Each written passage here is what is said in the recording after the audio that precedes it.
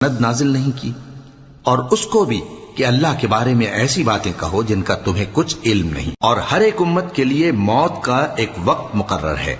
जब वो आ जाता है तो न तो एक घड़ी देर कर सकते हैं और न जल्दी ही कर सकते हैं।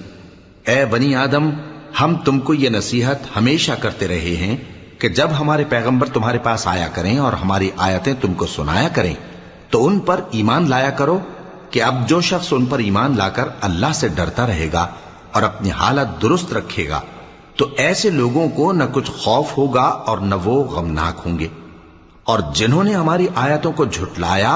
और उनसे सरताबी की, वही दोज़खी हैं कि हमेशा उसमें जलते रहेंगे। बस उससे ज्यादा जालिम कौन जो अल्लाह पर झूठ बांधे या उसकी आयतों को झुटलाए।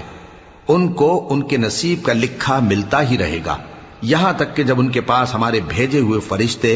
जान निकालने